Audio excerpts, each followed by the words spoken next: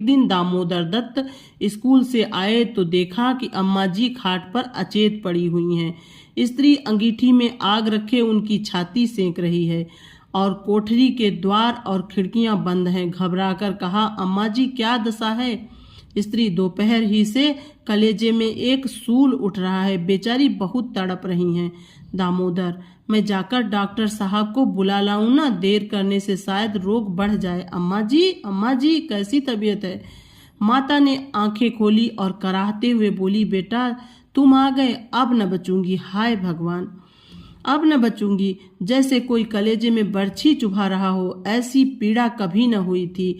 इतनी उम्र बीत गई, ऐसी पीड़ा नहीं हुई। स्त्री, ये कलमुही छोकरी न जाने किस मनहूस घड़ी में पैदा हुई। सास, बेटा सब भगवान करते हैं, ये बेचारी क्या जाने।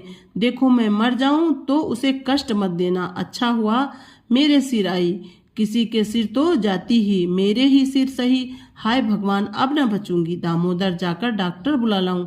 अभी लौट आता हूँ। माता जी को केवल अपनी बात की मर्यादा निभानी थी, रुपए न खर्च कराने थे। बोली, नहीं बेटा, डॉक्टर के पास जाकर क्या करोगे? अरे वह कोई ईश्वर है? डॉक्टर अमृत पिला देगा, 10-20 वह भी ले जाएगा।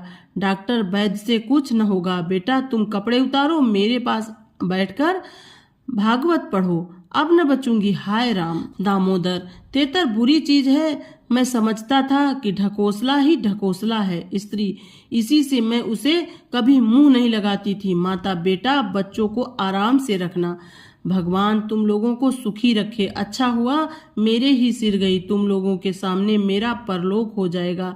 कहीं किसी दूसरे के सिर जाती तो क्या होता। राम, भगवान ने मेरी विनती सुन ली। हाय हाय। दामोदर दत्त को निश्चय हो गया कि अब अम्मा न बचेंगी। बड़ा दुख हुआ।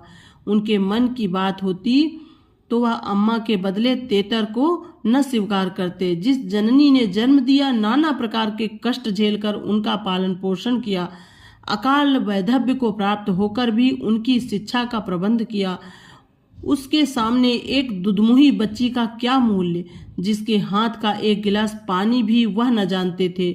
शोकातुर हो कपड़े